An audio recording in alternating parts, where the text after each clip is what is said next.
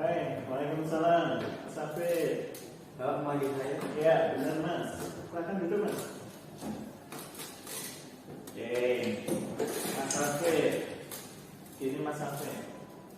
Pak Suryo itu dapat laporan dari BK. Ya. Akhir-akhir ini Mas Hafid sering terlambat. Benar tidak? Ya, Benar, sering terlambat ya. ya sering. Berapa kali? Kira-kira Mas Hafid ingat ada berapa kali terlambat?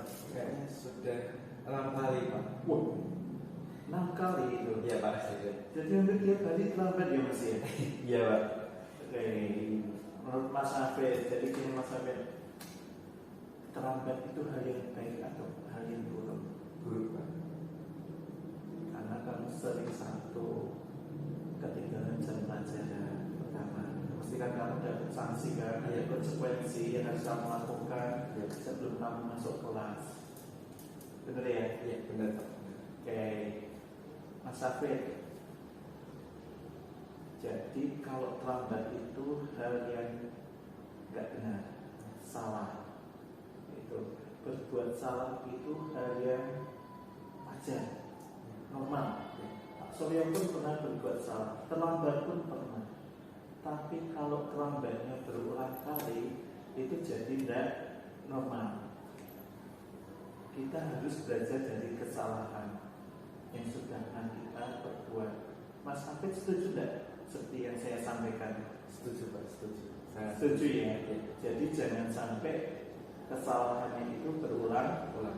Ya. Nah, sekarang kita coba cari solusinya bareng-bareng untuk menyelesaikan masalah supaya kamu tidak terlambat lagi. Mau tidak Mas Hafid? Mau, saya mau, Pak. Mau ya. Sekarang ini Mas Hafid lambat 6 kali itu mungkin lebih. Itu alasannya apa?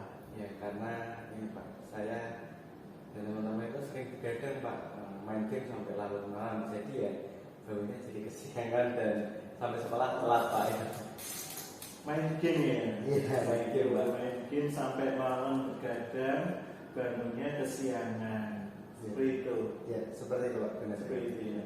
Kalau sering terlambat Mas Hafid, itu ada keyakinan kelas yang kita langgar nggak? Yang ada langgar, ada nggak? Ada, Pak, ada. Apa itu? Disiplin, Pak. Disiplin. Iya. Itu. Keyakinan kelas kita itu kan ada keyakinan kelas disiplin. Kira-kira disiplin itu penting nggak menurut Mas Hafid? Iya, penting sekali, Pak, karena dengan disiplin itu saya bisa menghargai waktu lah, Pak, bisa memanage waktu dengan lebih.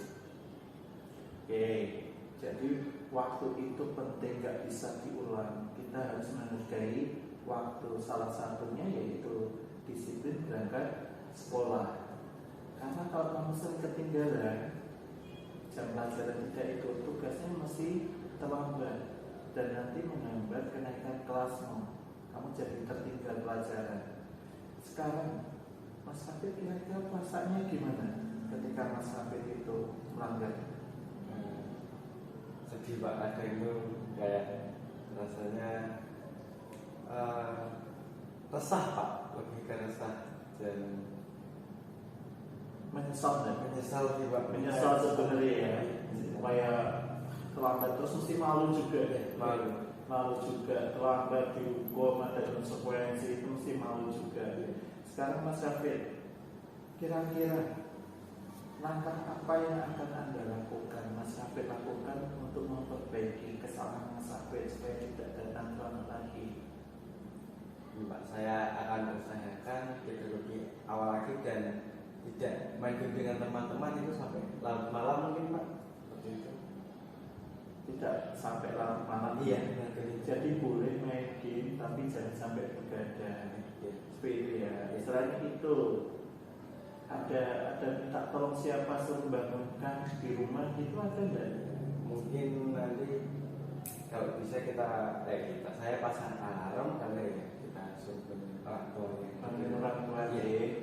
ya. Lebih disiplin. Lebih disiplin. Jadi satu, kurangi gamenya, jangan begadang. Itu banyak belajar, jangan banyak bermain game. Yang kedua, pasang alarm. Udah gede harusnya kan bisa masang alarm bangun sendiri, tanggung jawab pribadi. Seperti Iya. Sama nanti orang tua akan saya hubungi supaya lebih peduli lagi untuk membangunkan kamu lebih awal. Iya. Seperti itu ya Mas Hafid. Iya. Jadi silakan setelah ini Mas Hafid berusaha supaya tidak terlambat lagi. Iya, bisa.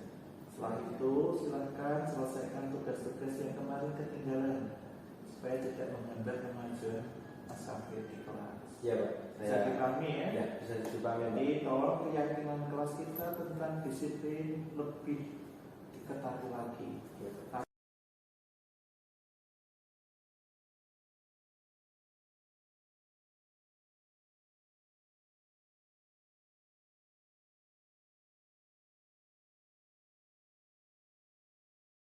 Assalamualaikum Pak, ini siapa ya? Waalaikumsalam. Mbak Nabila, silakan duduk. Mbak Nabila, tahu nggak Mbak Nabila saya undang ke sini? Belum tahu. Belum tahu ya? Ya. Jadi gini Mbak Nabila, tadi pagi sore dapat kabar dari ketua kelasmu. Katanya kamu habis marah-marah sama si Zahra bertengkar di kelas. Benar nggak? Ya benar Pak, saya kesel sama si Zahra. Soalnya tiap hari dia itu kerjanya nyontek, bukan cuma PR aja tapi tugas-tugas yang lain itu dia nyontek. Saya kesel sama dia. Oh, jadi kamu nggak ikhlas gitu ya tugasmu di kontak sama si Zahra. Seperti itu ya? Ya pastilah Pak, masa iya saya biarkan si Zahra nyontek terus. Saya udah capek-capek ngerjain, masa dia cuma nyalin. Oke, wajar. Yang kamu lakukan hal yang wajar. Pak Suryo pun kalau seperti itu, ada tugas Pak Suryo diambil, terus tinggal dicontek sama orang lain, pasti saya kesel. Apalagi itu dilakukan tiap hari. Terus yang kamu lakukan apa sama si Zahra? Saya marah-marah Pak, saya langsung tanpa sadar itu merobek bukunya. Merobek bukunya Zahra. Masya Allah, subhanallah. Oke, mungkin kamu sudah kesel banget ya sama si Zahra sampai merobek bukunya si Zahra. Ya pasti Pak. Oke, mungkin itu posisi yang sulit buat kamu, tapi saya hargai sikapmu karena kamu tidak berlebihan. Kenapa tidak berlebihan ya? Kamu tidak sampai mukul, sampai jambak rambut si Zahra. Oke, Mbak Nabila, kalau kamu melakukan hal seperti itu, merobek bukunya si Zahra, itu kan melanggar keyakinan kelas kita. Benar tidak? Ya. Kira-kira keyakinan kelas apa yang kita langgar? Kamu langgar ketika kamu merobek bukunya si Zahra. Saling menghormati dan tidak menghargai sama teman. Saling menghormati dan menghargai sama teman. Itu penting tidak kalau menghormati teman itu? Sangat penting. Sangat penting. Nah, sekarang ketika kamu marah sama seseorang, kalau si Zahra itu, supaya marahmu tidak meluap-meluap, kira-kira keyakinan apa lagi yang harus ada di kamu?